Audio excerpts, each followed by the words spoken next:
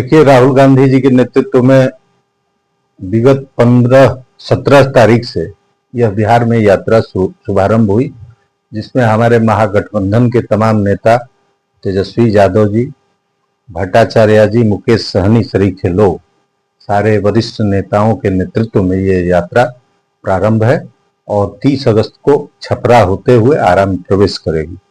निश्चित रूप से यह वोटर अधिकार यात्रा, इसलिए इसको दिया गया कि जो इलेक्शन कमीशन द्वारा बिहार के आगामी विधानसभा चुनावों के संदर्भ में जो मतदाता विशेष गहन पुनरीक्षण, जिसको SIR स्पेशल इंटेंसिव रिवीजन बोलते हैं, उसके तहत मतदाताओं को एडिट करना, जोड़ना, इस विषय पर कार्य चल रहा है।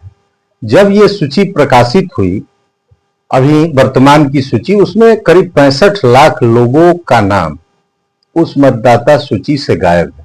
तो लोकतंत्र में होने के नाते और इस देश की जनता, प्रदेश की जनता का कॉन्स्टिट्यूशनल राइट है कि उनका नाम मतदाता सूची से विलोपित क्यों किया गया। इस मांग को लेकर के, इस अधिकार को लेकर के राहुल गांधी जी ने इस यात्रा को स्वरूप दिया और 30 तारीख को आएंगे। पूरे प्रदेशवासियों सहित जिले वासियों से अपील है कि अपने इस संवैधानिक अधिकार के लिए होने वाली इस यात्रा में ज्यादा से ज्यादा भागीदारी उनकी हो, लोग आवे, उनको सुने और अपने अधिकारों के प्रति सजग।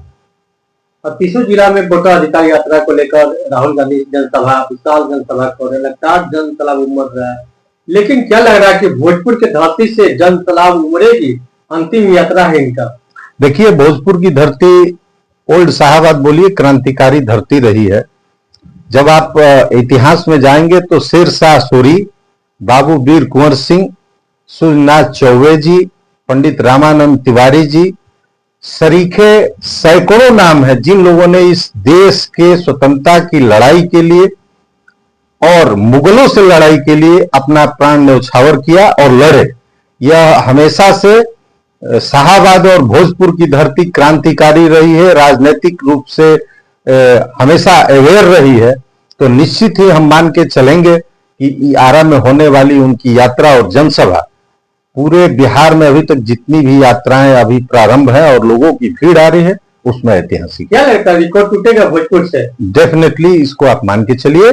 लोग काफी इसको लेकर के चर्चा में है और सारे लोगों की इच्छा है कि राष्ट्रीय नेता है आदरणीय राहुल गांधी जी, उनका भाषण सुने। हो रहा आपका? नहीं, इसके पहले विधानसभा का चुनाव था, हमें याद है, हम लोग गए भी थे। जगदीशपुर में उनकी एक जनसभा हुई थी, किला में, वहां जो मैदान है, तो वो सभा बहुत संक्षिप्त समय के लिए थी, करीब आधा घंटा 45 मिनट रहे थे। कम समय में चुनावी सभा थी, इसलिए सारे लोगों से मिल नहीं पाए या लोगों को समझ नहीं पाए या लोग उनसे मिल नहीं पाए। लेकिन यह जो सभा है वो ऐतिहासिक सभा होगी, चूंकि यह यात्रा के रूप में आ रही है, न कि सीधे ऊपर से हेलीकॉप्टर या हवाई जहाज से आना है और सभा करके जाना, ऐसा नहीं। सबसे महत्वपूर्ण बात, और 30 जिला में इनका यात्रा शुरू हो चुका है। क्या लगता है वोटर अधिकार यात्रा इनका निकालने का मुख्य रूप से उद्देश्य क्या है? देखिए, चुनाव के आने से पहले, देखिए, सबसे बड़ी बात यह है, पहले तो ये समझना जरूरी है कि 38 जिला में वोटर अधिकार यात्रा भी उनका रूप नहीं है। 12 से 13 जिले से होकर ये यात्रा गुजर के 30 अगस्त को हमारे यहाँ उसका समापन होगा।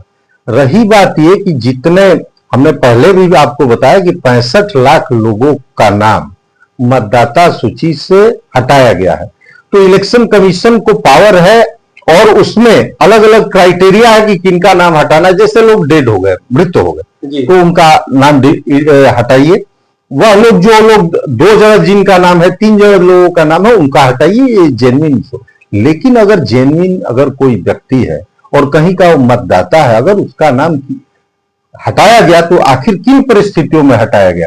और दूसरी बात कि अगर इलेक्शन कमीशन की ये जो काम करने की पद्धति है उसमें ट्रांसपेरेंसी होनी चाहिए, पारदर्शिता होनी चाहिए कि एक आम मतदाता जाकर के ऑनलाइन या मैनुअल जो भी पेपर्स के माध्यम से वो चेक कर सके कि भाई मेरा नाम कटा और उसमें कौन कौन से प्रोविजंस हैं जो आसान होने चाहिए और लोग जाकर के उसमें अपना पुनः ये आवेदन दाखिल करके नाम चढ़वा सके। तो इसको कॉम्प्लेक्स बनाया गया एक है। महत्वपूर्ण सवाल हम पूछना चाहते हैं सर कि जो हमारे जेल नायक कर्पूरी ठाकुर रह चुके हैं स्वतंत्रता सेनानी, जी जी लेकिन उन्हीं के रूप में हमारे राहुल गांधी जी पोस्टर पर नाम लिखा हुआ जेल नायक राहुल गांधी, इतना अपमान पहुंचा रहे हैं कि स्वतंत्रता सेनानी के नाम पर क्यों? नहीं, ये देखिए देखिए विरोधी दल के कहना था, मेरा नहीं कहना है। जी जी जी मैं बता दूं, देखिए जननायक एक उपाधि है जनता द्वारा दी जाने वाली।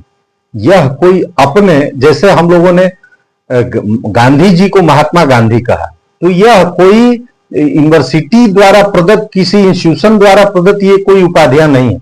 महात्मा गांधी जी उस लेवल के थे जिनको महात्मा की उपाधि दी गई और राष्ट्रपिता की उपाधि दी गई, जिनको पूरा वर्ल्ड जानता है। उसी तरह हमारे यहाँ कर्पूरी ठाकुर जी मास लीडर थे और उन्होंने एक बड़े वर्ग का नेतृत्व किया, एक बड़े समाज का नेतृत्व किया। एक मुख्यमंत्री, पॉलिटिकल व्यक्ति होने के नाते, एक पद पे मुख्यमंत्री बिहार रहने के नाते उन्होंने एक वैसे समाज के लिए काम किया जो लोग काफी पिछड़े और निचले पैदान पर थे। इसलिए लोगों ने उनको सम्मानपूर्वक जननायक की उपाधि दी। आपने बोला 2 मिनट के लिए हम रोकना चाहते हैं यहाँ पर कि जनता ने उन्हें उपाधि दी है, लेकिन विरोधी दल के कहना था कि नहीं, सारा गलत बात है, ये कांग्रेस के जितने भी नेता गण है उनको नाम दिए हुए हैं। देखिए एक चीज बता दे, राहुल गांधी जी, इसमें तो कहीं दो राय नहीं कि वो पूरे देश के नेता हैं।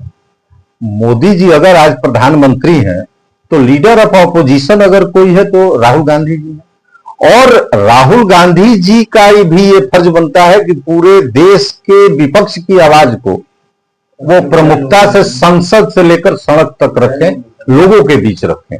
तो उन्होंने अभी तक जब से उनको ये जिम्मेवारी मिली है, इसके पूर्व भी जो उनका संघर्ष और काम करने का तरीका रहा है वो काफी प्रभावी रहा है। क्या किया वो देश के लिए, क्या किया? हमारे देश के प्रधानमंत्री ने इसी रमना के मैदान धरती पाए हुए थे, काफी लोगों तक योजनाओं पहुंचाए, अच्छी योजना। देखिए मैं आपके नेता क्या किए थे? देखिए दूर, आपका सवाल जो है, इस सवाल से मैं पूरी तरह से सहमत नहीं हूं। पूछिए क्यों? कि अगर आप सत्ता में हैं तब आपके किए गए कार्यों का मूल्यांकन होगा।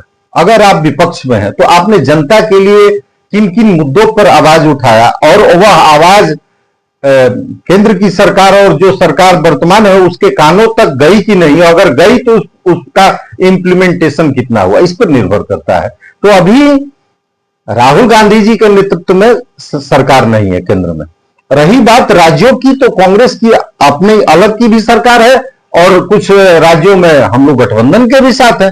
तो आप अगर प्रायोगिक तौर पर समझने के लिए उन सरकारों से, प्रदेश की सरकारों से आप तुलनात्मक अध्ययन कर सकते हैं कि जहां कांग्रेस की सरकार है, अगर कांग्रेस ने कोई कमिटमेंट किया जनता के सामने उन राज्यों में, तो वहां उसका इम्प्लीमेंटेशन हुआ कि नहीं। बहुत जिलों में इनकी जनसभा हो रही है, विशाल जनसलाब भी जुड़ रहा है। क्या लगता है कि नेक्स्ट पीएम बनेंगे हमारे देश के जन नायक बोल रहे हैं आप लोग राहुल गांधी जी? देखिए मैं बता दूं, वह जिस परिवार से आते हैं उस परिवार ने 3 प्रधानमंत्री दिए हैं। और आपको याद होगा कि आदरणीय मनमोहन सिंह जी जब प्रधानमंत्री बने थे उस समय यूपीए का गठबंधन था जिसकी चेयरपर्सन श्रीमती सोनिया गांधी जी थे। उस समय सारे यूपीए के लोगों ने उन्हें नेता चुना था, लेकिन उनका यह महान त्याग और महान सोच कि उन्होंने उस प्रधानमंत्री पद को ठुकराया और एक अच्छे और कुशल, समझदार, ईमानदार व्यक्तित्व आदरणीय मनमोहन सिंह जी के नेतृत्व में सरकार बनी और वो 2 टर्म प्रधानमंत्री रहे। तो प्रधानमंत्री पद राहुल गांधी के लिए कोई बहुत बड़ी बात नहीं है। और सिर्फ राजनीति में बनना और बिगड़ना तो चलता रहता है। तो अगर वो लीडर ऑफ ऑपोजिशन आज है तो निश्चित रूप से आने वाला समय उनके लिए सुनहरा होगा और निश्चित रूप से वो देश का नेतृत्व करेंगे, इसमें कहां दो रहा है। नाम बता दीजिए। प्रेम प्रकाश पांडे, प्रवक्ता, भोजपुर जिला कांग्रेस कमेटी।